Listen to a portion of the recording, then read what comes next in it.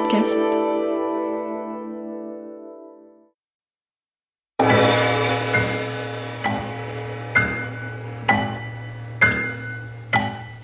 Les maîtres du mystère.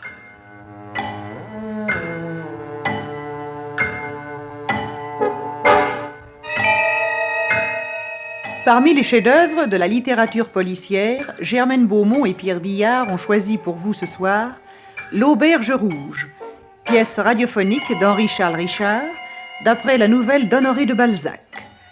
Avec, par ordre d'entrée en onde, Pierre Vernier, Pierre Delbon, Roger Coggio, Pierre Leproux, Marcel Lestan, Maurice Chevitte, Claude Bertrand, Jean-Pierre Lituac, Raymond Pélissier, Madeleine Lambert, Philippe Dumas, Geneviève Morel et Jean Brochard.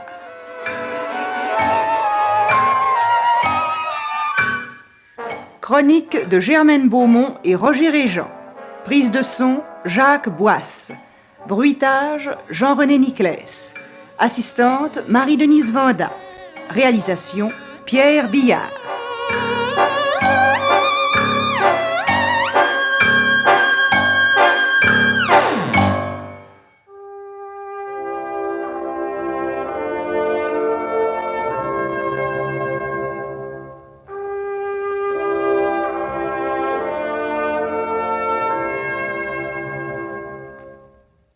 Vers la fin de Vendémiaire en 7, si vous préférez en octobre 1799, deux jeunes gens partis de Bonn dès le matin étaient arrivés à la chute du jour aux environs d'Andernach, petite ville située sur la rive gauche du Rhin, à quelques lieues de Coblence.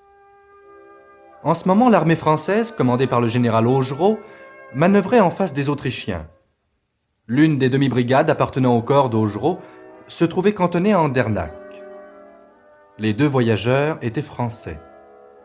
À voir leurs uniformes bleus mélangés de blanc, à parements de velours rouge, leurs sabres et surtout le chapeau couvert d'une toile cirée et orné d'un plumet tricolore, les paysans allemands eux-mêmes auraient reconnu des chirurgiens militaires.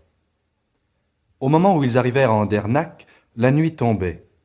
Mais du haut des rochers qui dominent le Rhin, ils aperçurent une auberge aux riches couleurs embellie par les feux du soleil couchant.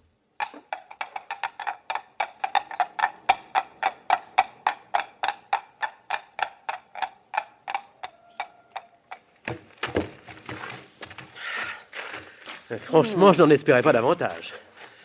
Cette auberge écarlate, juste au bord du Rhin, est inoubliable. Ah, mais voici l'explication. Regarde l'enseigne. Si je ne me trompe, cela signifie l'auberge rouge. Ah, bravo. Mais a-t-on peint les murs pour justifier l'enseigne ou bien y a-t-il une autre raison? Et demande à l'aubergiste, il est sur le seuil de la porte. Je vais d'abord lui demander un lit et à dîner, je meurs de faim et de fatigue. Moi aussi. Oh. Hé, monsieur l'aubergiste, peut-on manger et dormir chez vous? Il est bien tard. C'est que nous venons de Bonn et nous n'avons rien mangé depuis ce matin. Pour dîner, il y a encore ce qu'il faut. Et vous n'aurez pas à vous plaindre. On vient de 10 lieues faire des noces chez moi. Parfait. Mais pour dormir, c'est autre chose. Tout est occupé. Même mon écurie est pleine de crédiens. Il ne vous reste vraiment pas un réduit? Je n'ai plus que ma chambre. Ma femme et moi, nous pourrions coucher sur des lits de fortune dans la cuisine. Nous n'en demandons pas tant. J'ai bien reconnu votre uniforme et je ne laisserai pas des médecins passer la nuit à la Belle Étoile. Merci. Y a-t-il quelqu'un pour soigner nos chevaux? Je m'en occupe. Entrez. Ma femme préparera votre dîner. Très bien. Bon, tu viens, Prosper? À en juger par le tapage qu'on fait là-dedans, il doit en effet y avoir beaucoup de monde. Oui, si je n'avais pas aussi faim, je resterais bien volontiers un moment sur le quai. Le Rhin est magnifique ici. Ouais. Le calme de ce port me convient tout à fait. La place doit être fameuse. Tous les mariniers y viennent sûrement. Oh là là, quelle fumée! Il y a là-dedans autant de pipes que de pots de bière. Non mais crois-tu que nous allons pouvoir découvrir la femme de l'aubergiste dans cette brume? Tiens, je l'aperçois. Où ça? Le bonnet de velours noir, là-bas. Les cheveux tressés, le tablier bleu et argent, le trousseau de clés. Et c'est l'uniforme des maîtresses d'auberge. Un peu forte pour mon goût, mais elle a une bonne mine de cuisinière. Tiens, il y a de la place à une table près de la fenêtre. Là, nous aurons tout de même un peu d'air. Eh bien, installe-toi, goûte les charmes d'une ambiance typiquement germanique. Moi, je vais parlementer avec l'hôtesse. Nous verrons si les médecins de l'armée française lui inspirent autant de sympathie qu'à son mari.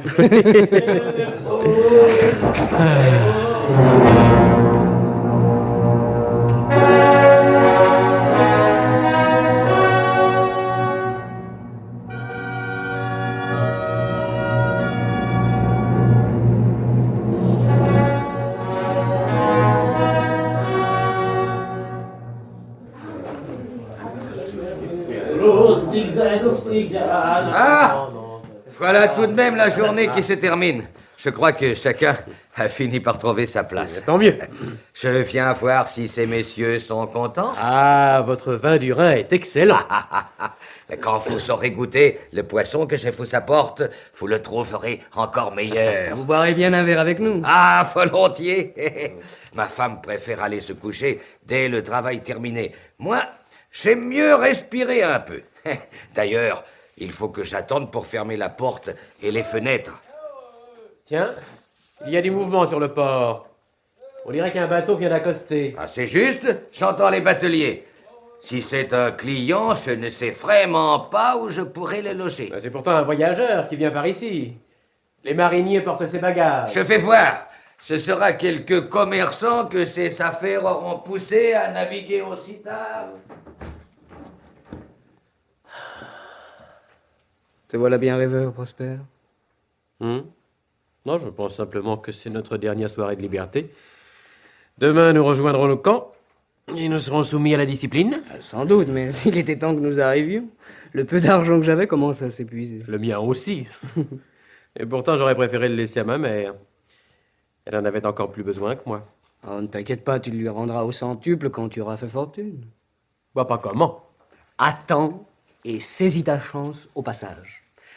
Pour le moment, à la guerre comme à la guerre.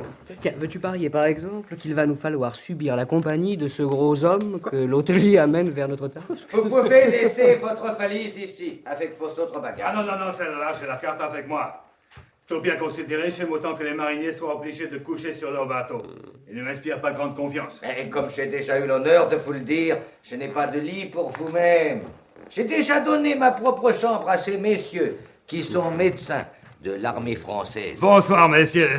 Vous en faites bien de la chance. Il faut dire surtout que notre hôte a été très obligeant. Hélas, maintenant, je n'ai plus à vous offrir pour passer la nuit qu'une chaise dans cette salle. Ah, c'est vraiment très ennuyé. N'importe qui peut entrer ici. Rassurez-vous, les portes seront bien fermées. Bon. Et quel genre de clients avez-vous? Ah. À part ces messieurs, bien entendu. Un peu de tout, naturellement.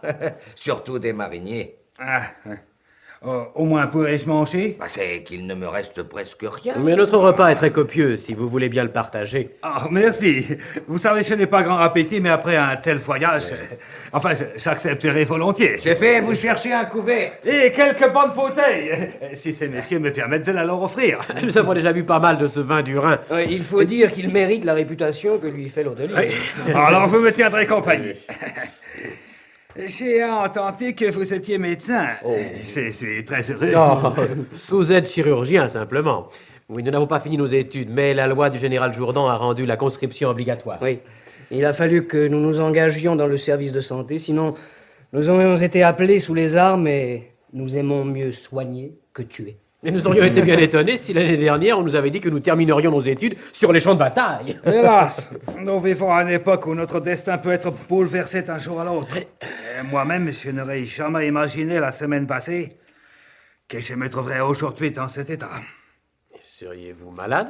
Oh non, Dieu merci, j'ai encore la santé. Je demande pardon, j'avais cru. Oui, les soucis, les fatigues donnent mauvaise mine. Quand je pense qu'il va me falloir passer la nuit sur une chaise. Mais ne vous était-il pas possible de rester sur le bateau qui vous a amené? Oh, tout à fait impossible. Et bien que je ne connaisse pas cette auberge, j'aime encore mieux être ici. Et à ce propos, puisque nous sommes entre gens de confiance, pouvez-vous me dire si cet endroit vous paraît bien fréquenté? Bon, nous n'en savons rien, nous venons d'arriver. J'aurais plutôt cru que vous-même Ah auriez... non, je ne suis jamais venu ici et je n'ai pas l'habitude des aventures. Il ne me semble pas que ce soit une grande aventure que de descendre dans cette auberge. Je n'ai parlé que pour moi. Ma question a pu... faut paraître bizarre, mais les malheurs rendent méfiant. Il faut vous dire que j'avais un œil vide, une manufacture d'épingles assez importante. Elle a été détruite par la guerre. Il ne me reste que les bagages que j'ai ici. J'espère que vous avez pu sauver ce que vous aviez de plus précieux. Oh, ce n'est qu'une bien faible partie de ce que je possédais. Ah, mais voici notre hôte. Il a l'air d'un parfum, en effet. Hein. Ah, vous me direz des nouvelles de cette bouteille. Et voilà un couvert pour monsieur. Ce serait parfait si vous me trouviez aussi une chambre. Et je vous l'ai dit, j'ai donné la mienne à ces messieurs. Mais il y a 2 lits, mon camarade et moi, nous pourrions en partager un et vous offrir l'autre. Oh, je ne dis pas non, si votre ami est d'accord. Mais oui, bien sûr. De mon côté, j'avais tout de même fini par trouver un matelas que j'aurais pu mettre par terre. Ah, mais c'est encore mieux, je le prendrai. Mais il n'y a pas d'intéressant. Si, après tout, nous sommes militaires. J'en verrai bien d'autres à partir de demain. Ah, je peux en dire autant. Oh non, nous n'allons pas faire assaut de politesse. Bon, ben, comme tu voudras. Alors, je vous remercie. Et j'élève mon verre à notre rencontre, qui me réconcilie un peu avec les gens humains. Peut-être cette nuit vais-je enfin dormir tranquille. Prosit. Prosit. Ah, pas mauvais. Hein? Pas mauvais. Je vous l'avais dit. Et maintenant, je vais préparer la chambre. C'est cela. Eh bien, jeune homme, qu'y a-t-il? N'avez pas pu. Prosper. Eh bien, on te signale que tu as oublié de boire. Comment? Ah oui. Non, c'est que j'ai déjà bu pas mal. Ouais, excusez-le, je crois que votre pays le rend rêveur. L'ennui d'être loin des siens, peut-être aussi, hein? Oui, c'est cela. Je pensais à ma mère. Voilà un bon sentiment. Je la vois lisant sa prière du soir avant de se coucher. Elle ne m'oublie certes pas. Elle doit se demander où est son pauvre fils. Les mères s'inquiètent toujours à propos de leurs enfants, même quand ils sont devenus des hommes. Et il faut vous dire que nous avons l'un et l'autre perdu nos pères et que nous avons laissé nos mères seules à Beauvais. Je comprends. C'est très émouvant. Elles ont peut-être passé la soirée à jouer ensemble au piquet. Oui. Si ma mère a gagné quelques sous, elle va les mettre dans le grand pot de terre rouge où elle amasse la somme nécessaire à l'acquisition des 30 arpents enclavés dans son petit domaine de Lècheville. Ah, ils valent bien 60 000 francs. Si je les avais un jour, je vivrais toute ma vie à Lècheville sans ambition. Combien de fois mon père a-t-il désiré ces 30 arpents et le joli ruisseau qui serpente dans ces prairies-là? Hélas, il est mort sans pouvoir les acheter. Eh bien, c'est à vous de réaliser son vœu. 60 000 francs? Pour moi, c'est une fortune. Comment la gagnerais-je? Ah, votre âge, c'est me poser la même question. Enfin, malgré les côtés sorts, je dois bien reconnaître qu'il me reste encore beaucoup plus d'argent que n'en valent vos 30 arpents. Heureusement que j'ai toujours eu la prudence de garder une part de ma fortune en or et en diamants. Tout le reste a été détruit, et la guerre m'a obligé à m'enfuir. Mais ça, j'ai pu les sauver. Tout est dans cette valise qui ne me quitte jamais. Que ceci reste entre nous, naturellement. Soyez tranquille. Vous comprenez maintenant pourquoi j'ai accepté votre offre sans plus de façon. Pour cette nuit, je ne suis pas fâché d'être en compagnie de 2 braves jeunes gens. De toute manière, je ne crois pas que vous risquiez grand-chose dans cette maison. Tout de même. Ah, voici notre aubergiste. Soyons discrets. Si ces messieurs n'ont pas l'intention de ressortir, je fermerai les portes pour la nuit. En ce qui me concerne, j'ai surtout envie de dormir. Moi aussi. Et toi, Prosper? Comment? Encore en train de rêver? Non, si tu as envie de faire une promenade romantique au clair de lune, il faut le dire tout de suite car on ferme les portes. Non, merci. Remarquez qu'il est toujours possible d'ouvrir de l'intérieur. Mais c'est assez compliqué. Tenez, regardez. Il y a cette barre de fer qui est engagée dans 2 trous au point de l'embrasure. Et de plus, 2 écrous attachés au volet. On n'est jamais assez prudent, surtout à une époque troublée comme la nôtre. Rassurez-vous, on ne peut pas offrir de l'extérieur. Mais en condition que personne n'ait l'idée de sortir et de laisser offert derrière lui. Cela ferait un tel bruit que j'entendrais et je viendrais refermer. Ah, très bien.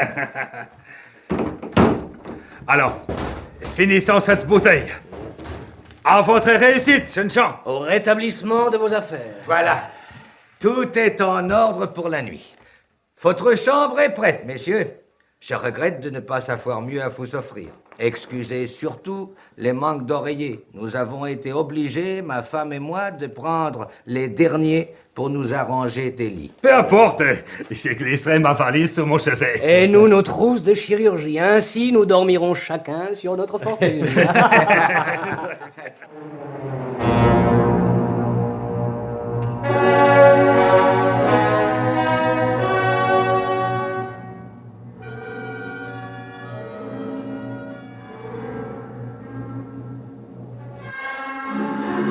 Nous dormirons chacun sur notre fortune.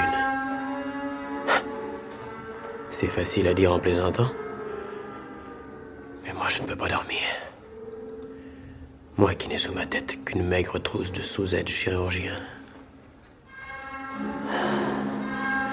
Et ce gros Allemand ronfle comme un bienheureux sur une fortune d'or et de diamants. Il me reste encore beaucoup plus d'argent qu'une enval vaudran d'Arban. Mais moi, il me suffirait de les acheter, de pouvoir combler les vœux de ma mère. Bien entendu, si j'en avais davantage, ce serait encore mieux. Je pourrais épouser qui je voudrais sans qu'on m'oppose une différence de fortune. Je pourrais m'établir à Beauvais. Je pourrais... Ou bien je ne pourrai jamais avoir tout cela. Ou bien il sera trop tard. Et je n'en profiterai pas. Comme cet homme. Que fait-il de son trésor? Il dort dessus. Il tremble pour lui. Est-il vraiment heureux? Seul au monde. Il nous l'a dit. Et le voilà réduit à se confier à deux étrangers. S'il avait affaire à des garçons sans scrupules, il suffirait d'un peu d'audace. Surtout en pays étranger, en temps de guerre. Celui qui serait assez adroit pour disparaître avec la valise cette nuit aurait bien des chances de ne jamais être pris. Avec des précautions, il est sûrement possible d'ouvrir les volets de la porte sans réveiller personne. Voilà même ce qu'il faudrait faire avant tout. Si l'aubergiste se réveille, je lui dirai que, ne pouvant pas dormir, j'avais besoin de prendre l'air. Il ne sera pas surpris puisqu'il nous a lui-même indiqué les moyens d'ouverture. Si tout se passe bien, ensuite seulement, je reviendrai chercher la valise.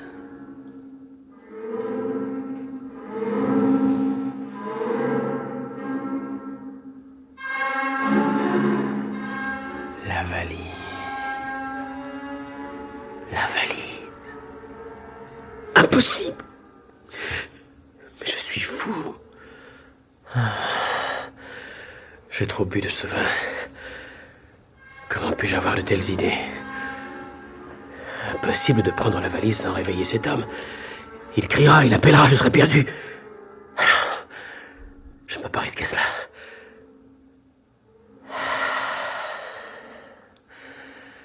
Il faut l'empêcher de s'éveiller.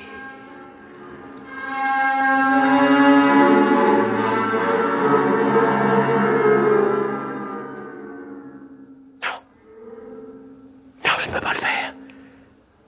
C'est autre chose. Et si j'étais combattant, au lieu d'être chirurgien, il faudrait bien que je tue des Autrichiens. Oui, mais loyalement. Les armes à la main. Ou bien par surprise. Comme cela arrive aux avant-postes. Et ce seraient des jeunes gens pleins d'avenir et de santé. Tandis que ce gros homme est usé, c'est évident. Le souffle court.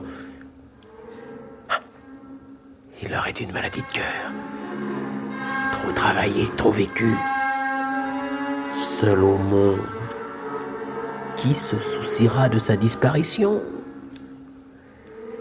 suffira d'offrir un peu d'or au batelier pour traverser le Rhin, passer en Autriche.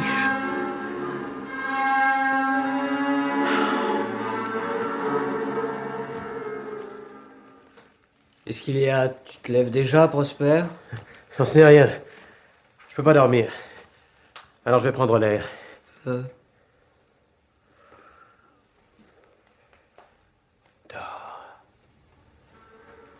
Toi qui as la chance de ne pas rêver.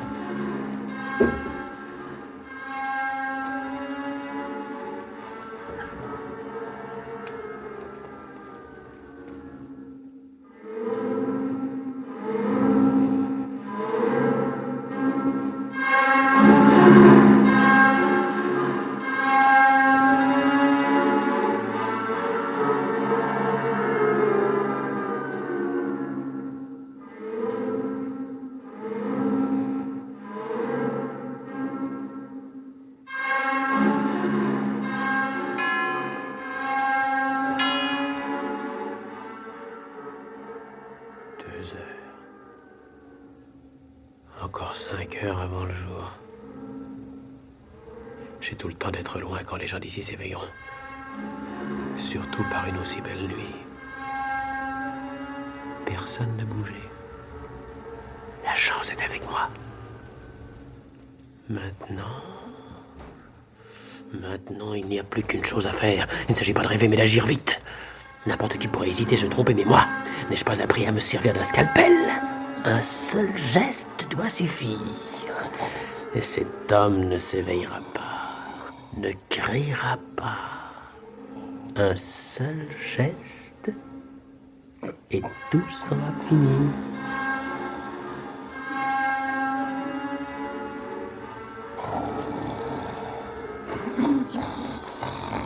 Un grotesque ce ronflement. Ce cou énorme. Ce visage affaissé.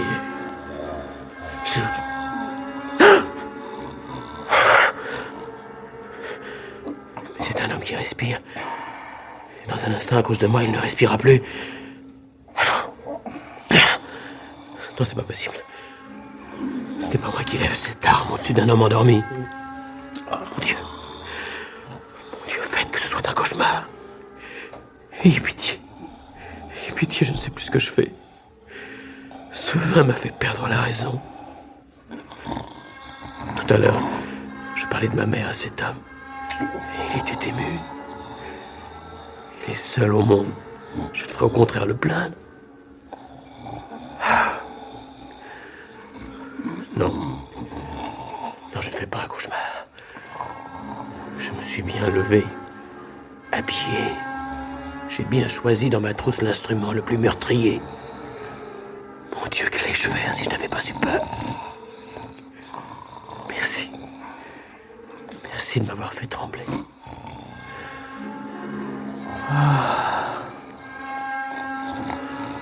Oh, dormir. Dormir. Et demain me réveiller avec la certitude de n'avoir fait qu'un rêve horrible.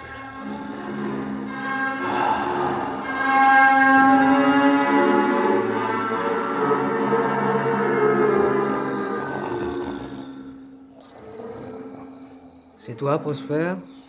Oui, oui, tu le sais bien. Je me recouche.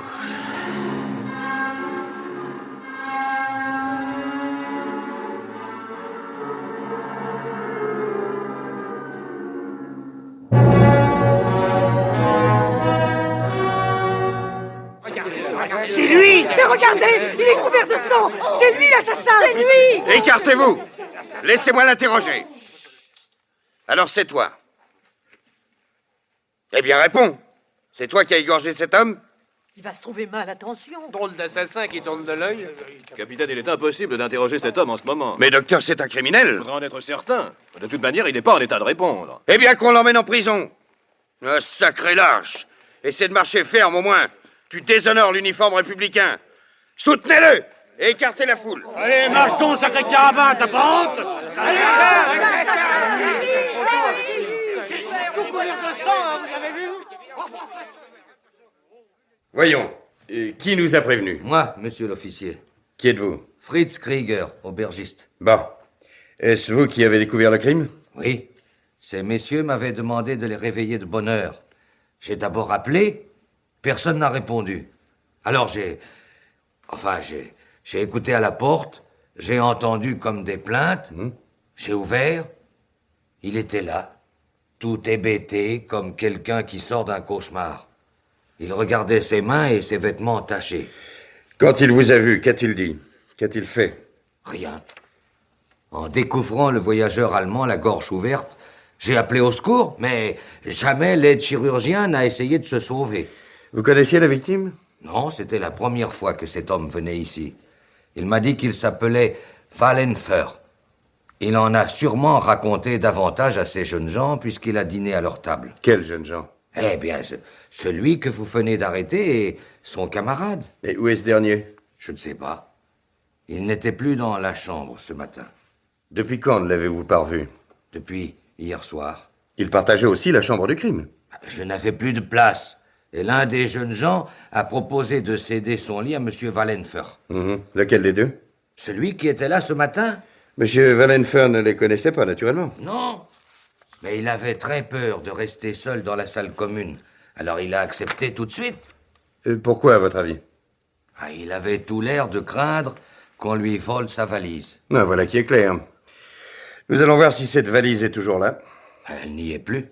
Tiens, j'avais pensé à regarder.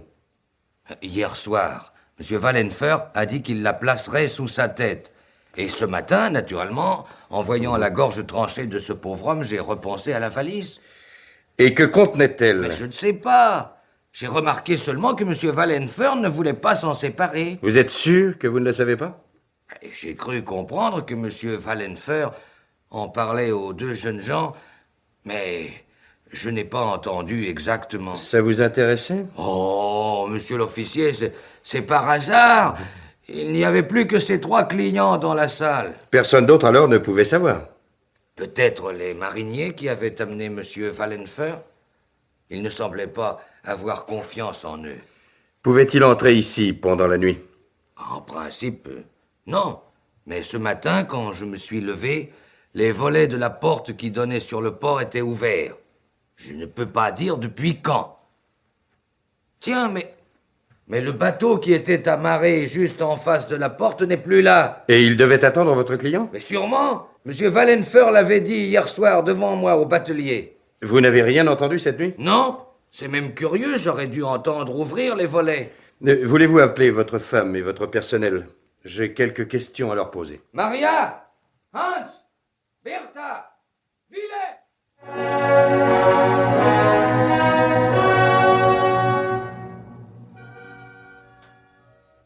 Prosper Magnan, n'ayant pu fournir jusqu'alors aucun argument pour votre défense, vous êtes accusé d'avoir tranché dans la nuit du 11 au 12 octobre 1799 la gorge d'un voyageur allemand nommé Wallenfer. Niez-vous ou reconnaissez-vous les faits? Allons, répondez. Je ne sais pas, mon général. Vous feriez bien d'abandonner ce système de défense. Nous n'avons pas de temps à perdre. Ce conseil de guerre s'est réuni aujourd'hui même parce qu'après-demain, notre division doit se porter en avant. Cette affaire doit être éclaircie avant que nous quittions Andernach. Ce n'est pas parce que nous sommes en pays étranger que nous devons laisser l'exemple d'un crime impuni. À moins que vous ne puissiez justifier votre conduite par des motifs patriotiques. Cet homme vous a-t-il cherché querelle? Oh non, nous avions passé au contraire la soirée très amicalement. Alors, comment se fait-il qu'on vous ait retrouvé le lendemain matin, à côté de son cadavre et couvert de son sang? Je ne sais pas. Vous devez tout de même savoir pourquoi vous êtes sorti de l'auberge au milieu de la nuit. Inutile de chercher un moyen de nous tromper, des mariniers vous ont vu. Je suis sorti pour prendre l'air. Je ne pouvais pas dormir. Vous avez ouvert les volets avec beaucoup de précaution, car l'aubergiste n'a rien entendu. Je ne voulais pas le réveiller inutilement. C'est une explication. Où êtes-vous allé? Sur la route d'Andernac. Les mariniers affirment vous avoir vu sur la route de la forêt. Vous avez fait l'aller-retour plusieurs fois. C'est possible, je cherchais à retrouver le calme. À leur avis, vous transportiez plutôt votre butin pour aller le cacher. C'est stupide, pourquoi aurais-je pris cette peine? Eh bien, continuez. Vous vouliez dire sans doute que vous n'avez pas eu besoin de faire plusieurs voyages pour transporter une simple valise. Je ne l'ai pas prise. Mais vous savez tout de suite de quoi je veux parler. Il n'y avait qu'une valise dans la chambre, celle de M. Wallenfer. Et vous saviez ce qu'elle contenait? Oui.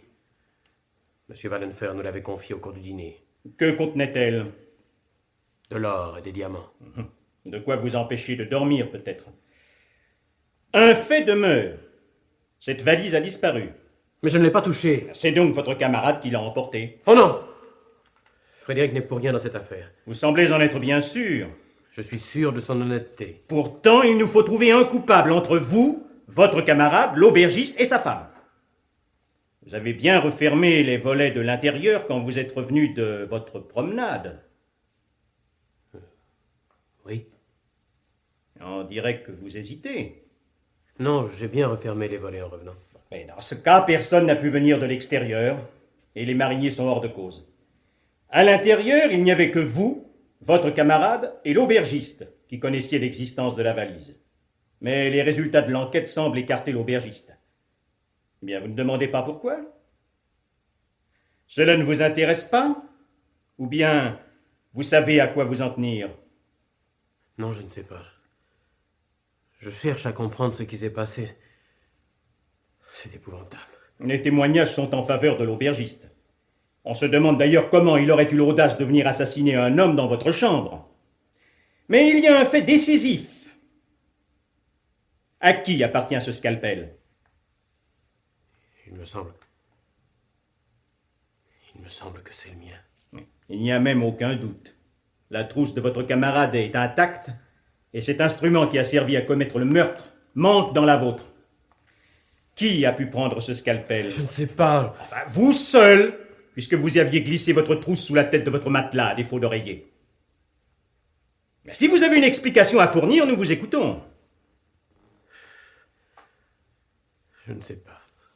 Encore une fois, je vous répète que ce système de défense ne vaut rien. La vérité est évidente.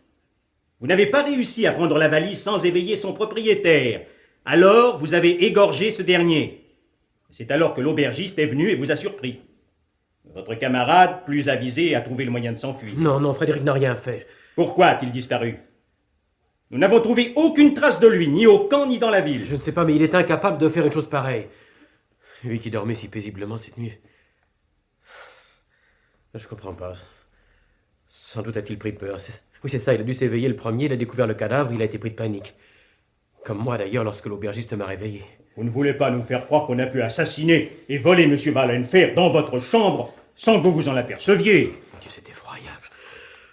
Qu'est-ce que vous dites? Parlez assez fort pour que nous vous entendions. Il me semble pourtant que vous avez quelque chose à dire. Et à quoi bon hésiter? De toute manière, vous encourez en ce moment le châtiment le plus grave. Enfin, vous n'avez toujours pas expliqué comment ce scalpel a pu sortir de votre trousse si ce n'est pas vous qui vous en êtes servi. C'est moi qui l'ai sorti. Pourquoi? J'avais l'intention de m'en servir. Pouvez-vous préciser à quel usage? Je n'en ai rien fait, j'ai dû le jeter. Vous avez jeté votre scalpel? Mais enfin, j'ai dû le laisser tomber. Ainsi, vous avez pris cet instrument dans votre trousse et, n'en ayant rien à faire, vous l'avez abandonné n'importe où au lieu de le ranger. Oui. Vous voudriez nous faire croire qu'un inconnu a pu le ramasser et commettre le crime. Je ne sais pas. Oh mon Dieu, si je pouvais savoir la vérité. Vous vous moquez de nous. Si vous avez autre chose à dire, ne perdez pas de temps. Sinon, nous sommes obligés de conclure que vous êtes coupable, vous et votre camarade. Non, pas lui. Pourquoi? Si vous l'aviez vu dormir, vous comprendriez que cet argent ne le tourmentait pas. Tandis que vous, c'est ce qui vous empêchait de dormir. Oui. Et maintenant, je suis puni d'avoir eu ces pensées. Quelles pensées? Comme vous voudrez. Après tout, ce ne sont pas vos songes qui nous intéressent, mais ce que vous avez fait. Non, c'est pas possible. Non, c'est pas moi. J'ai eu l'intention, oui. Mais je me suis arrêté. Je me souviens parfaitement. J'ai jeté mon scalpel. Et je me suis laissé tomber sur mon matelas en appelant le sommeil de toutes mes forces. Comme il ne venait pas, j'ai eu peur d'être repris par cet affreux cauchemar. Et je suis sorti, j'ai marché longtemps, jusqu'à ce que le calme et la beauté de la nuit me rendent toute ma raison. Alors je suis rentré. Et je me suis endormi. Parlez plus clairement. Quelle intention aviez-vous? Celle de tuer ce voyageur, n'est-ce pas? Oui. J'avoue que j'ai fait une sorte de rêve, éveillé. Sans doute sous le coup du vin que nous avions bu. Vous étiez ivre? Oh non. Mais nous avions bu copieusement. Chacun réagit à sa manière. Frédéric et M. Wallenfer avaient sombré lourdement dans le sommeil. Moi, je pensais. Comme malgré moi. Il ne suffit pas de rêver pour tirer un instrument d'une trousse. Il me semble bien voir maintenant l'usage que vous vouliez en faire. Je vous jure que je n'ai pas frappé, mon général. J'ai vu tout à coup ce que j'étais en train d'accomplir. Brusquement, je me suis trouvé dégrisé. Tremblant. J'étais sur le point de réveiller cet homme pour lui demander pardon. Vous n'êtes tout de même pas allé jusque-là. Je parle sincèrement. Admettons qu'à ce moment, la peur vous ait fait reculer. C'est alors que vous êtes sorti, dites-vous. Oui. Et dans votre trouble, vous avez pensé à prendre des précautions infinies pour ouvrir les volets. Et l'aubergiste a déclaré qu'il fallait vraiment agir très lentement et avec beaucoup de calme pour éviter de le réveiller. J'avais ouvert auparavant. Pourquoi? Pour être sûr de pouvoir m'enfuir sans difficulté. Vous aviez donc un plan nettement arrêté. Puisque j'agissais dans un rêve, comme un somnambule. Inutile de chercher une excuse dans votre état de santé, le major qui vous a examiné assure qu'il est excellent. D'ailleurs, le crime n'en demeure pas moins, et doit être puni pour l'exemple. Mais je ne cherche pas d'excuses. Au contraire, je dis toute la vérité. Votre récit est invraisemblable, et n'explique rien. Lorsque vous êtes rentré, êtes-vous certain d'avoir bien fermé les volets? Oui. Lorsque vous êtes revenu dans la chambre, tout était normal? Le voyageur et votre compagnon dormaient? Oui. Frédéric m'a même vaguement demandé si c'était moi, sans s'éveiller vraiment. Et vous-même, vous vous êtes rendormi sans peine? Oui. J'ai sombré dans un sommeil lourd et très agité. Du moins, il me semble. Je voudrais tant me rappeler... Quoi? Ce qui s'est passé. Puisque vous dormiez. Et parfois, on peut avoir une demi-conscience des choses. Mais... Non, je ne sais pas. Eh bien, nous avons une certitude. Wallenfer a été assassiné et sa valise volée. Le coupable est l'un de vous deux. Et sans doute êtes-vous complice. Non, notre amitié date de l'enfance. Je suis sûr que Frédéric est innocent. Parce que vous savez que vous êtes coupable. Sinon, vous n'auriez pas cette assurance. Non, pour la dernière fois, n'espérez pas innocenter votre camarade sans vous accuser. Votre fable est incroyable. Ce n'est pas une fable. Mais parfois, vous semblez en douter vous-même. Alors, qu'est-ce qui prouve que vous ne vous trompez pas? Que vous n'étiez pas plus ivre ou plus troublé que vous ne dites, et que vous n'avez pas exécuté votre plan jusqu'au bout? Vous dites que vous avez laissé traîner votre scalpel. Ce n'est pas le fait d'un homme qui a vraiment retrouvé son calme. Vous auriez dû le ranger, ne serait-ce que pour effacer toute trace de votre mauvaise intention. Je ne sais plus. Si j'étais inconscient, je serais responsable. Lorsque j'étais enfant, il y a longtemps, j'ai eu une crise de somnambulisme. Nous n'avons pas le temps d'entrer dans ces subtilités. Vous êtes déclaré parfaitement responsable de vos actes. Avez-vous quelque chose à ajouter? Le Conseil va délibérer. Emmenez cet homme en prison. Non! Non, ce n'est pas moi. Je suis sûr que ce n'est pas moi.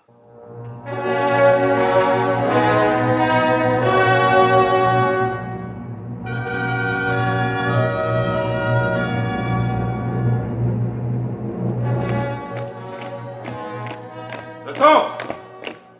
Halte!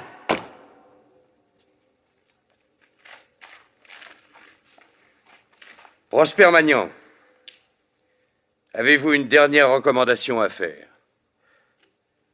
Si vous passez un jour à Beauvais, je vous prie d'aller voir ma mère et de lui dire que j'étais innocent. Je ferai tout ce qui sera en mon pouvoir pour rapporter vos paroles. Est-ce tout? Oui.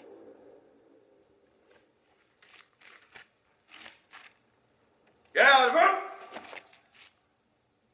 Portez! Arme!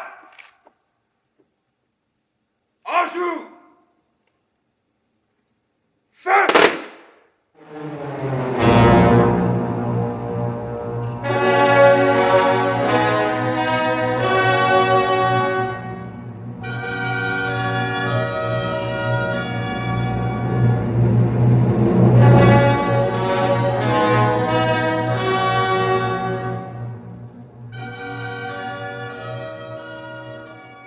Telle est l'histoire qui nous a été rapportée par un Allemand nommé Hermann l'autre soir au cours d'un dîner.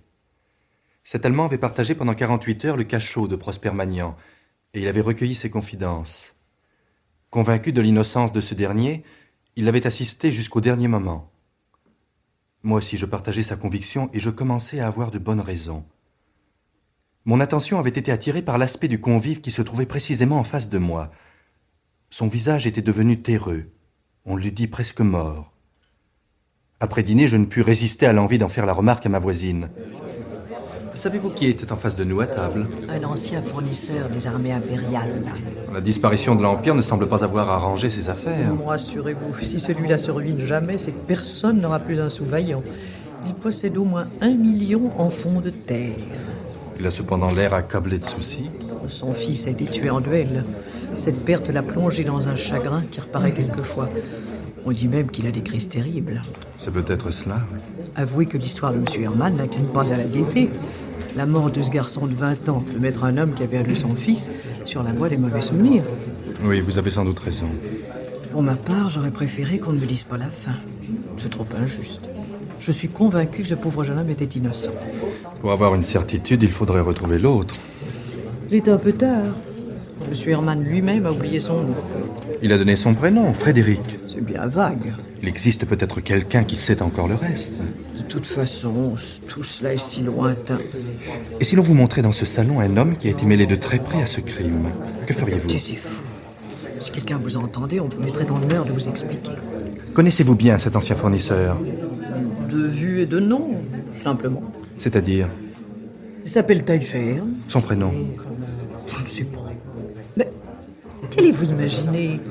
Je serais tout de même curieux de savoir s'il a fait la guerre en Allemagne. Il suffirait de lui poser la question.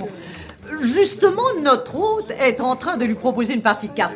Voulez-vous que nous nous joignions à eux? C'est tout juste ce que je souhaite, oui. Vous piquez ma curiosité. Mais, je vous en prie, n'agissez pas à la légère. Monsieur Taillefer est un homme considérable et très apprécié. Est-ce avec les fournitures de l'armée qu'il a fait sa fortune? Je crois. Il l'a d'ailleurs consolidé par un second mariage très avantageux. Il n'en passe pas moins pour rendre sa femme très heureuse. C'est un homme aimable de nature. C'est bien la première impression que j'avais eue. Cher ami, je vois que vous organisez des jeux et je vous amène un partenaire. Il est le bienvenu. Je crains de ne pas être un joueur très brillant, mais je vous promets de consacrer toute mon attention à la partie, ne serait-ce que pour oublier cette affreuse histoire. Les Allemands n'ont de rivaux que les Anglais pour les récits terrifiants. Heureusement, M. Hermann a très agréablement vanté la poésie de son pays. Je dois y faire un voyage bientôt et je crois que j'irai jusqu'à Andernach. Vous connaissez l'Allemagne, monsieur? Moi? Non, du tout. Que dis-tu, Taillefer? N'étais-tu pas dans les vivres à la campagne de Wagram? Ah oui, cette fois-là, j'y suis allé. Seriez-vous monsieur Frédéric Taillefer, dont j'ai beaucoup entendu parler par des amis à Beauvais? Mais sans doute, monsieur. Oh, mais voyons, mais prends garde. Tu as laissé tomber tes cartes. Mais qu'est-ce que tu fais? Excusez-moi, il fait très chaud. Je suis souffrant, il faut que je sorte. Je t'accompagne. Qu'est-ce qu'il y a? Mais qu'est-ce que c'est? Je vous avais bien dit qu'il était réellement malade. Votre conduite est-elle bien miséricordieuse? Il est évident que cet homme souffre affreusement. J'aurais mieux aimé me tromper, croyez bien. Vous ne savez pas tout le mal que vous pouvez faire. Regardez plutôt qui entre en ce moment dans le salon. Cette jeune personne? Si vous me dites qui elle est, j'oublie tout sur le champ. Je l'ai vue il y a 3 jours au bal de l'ambassadeur de Naples. Et depuis 3 jours, je ne pense plus qu'à elle. C'est mademoiselle Victorine Taillefer. Je ne vous avais pas dit que monsieur Taillefer a également une fille. Avant, il ne se souciait pas d'elle, mais depuis la mort de son fils, il a reporté sur elle toute son affection. On dit qu'elle a autant de qualités foncières que de grâce. Voulez-vous que je vous présente? Il y a quelques heures, c'est ce que j'aurais souhaité plus que tout.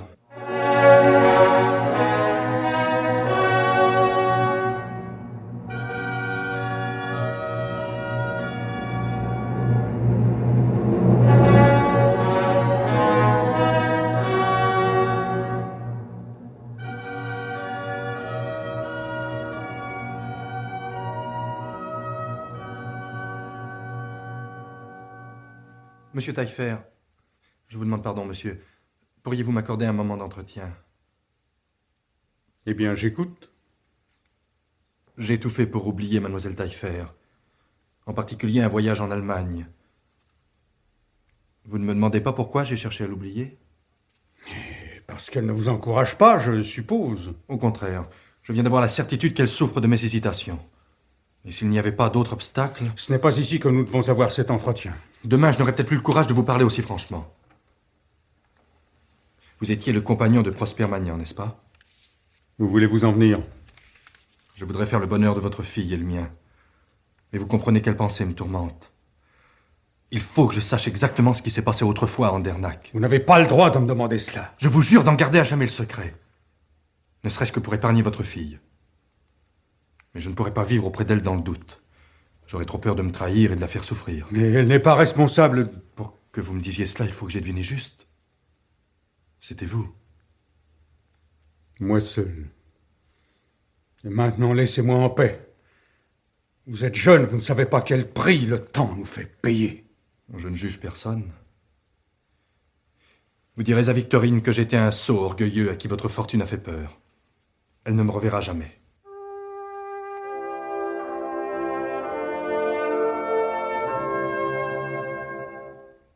Mon cher ami, vous vous êtes confié à moi depuis le dîner où M. Hermann a fait ce récit. Aujourd'hui, vous voulez un conseil. Que vous dire de plus? Les faits ne changeront pas. Si vous en faites autant, je ne peux rien pour vous. Si, les faits changent en s'ajoutant les uns aux autres. En voici un nouveau. Lisez plutôt. Voyons. Vous êtes prié d'assister au convoi, service et enterrement de M. Jean-Frédéric Taillefer de la maison Taillefer et compagnie. Ancien fournisseur des vivres viandes, en son vivant chevalier de la Légion d'honneur et de l'Éperon d'or, capitaine de la première compagnie de grenadiers de la 2e Légion de la Garde nationale de Paris, décédé le 1er mai dans son hôtel, rue Joubert.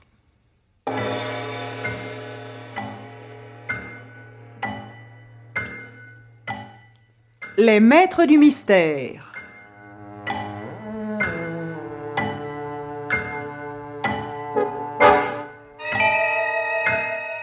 Parmi les chefs-d'œuvre de la littérature policière, Germaine Beaumont et Pierre Billard ont choisi pour vous ce soir L'Auberge rouge, pièce radiophonique d'Henri-Charles Richard, d'après la nouvelle d'Honoré de Balzac.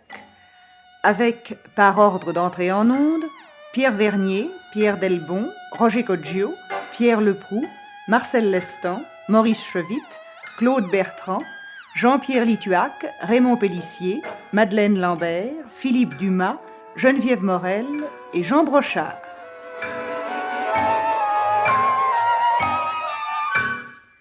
Chronique de Germaine Beaumont et Roger Régent. Prise de son, Jacques Boisse. Bruitage, Jean-René Niclès. Assistante, Marie-Denise Vanda. Réalisation, Pierre Billard.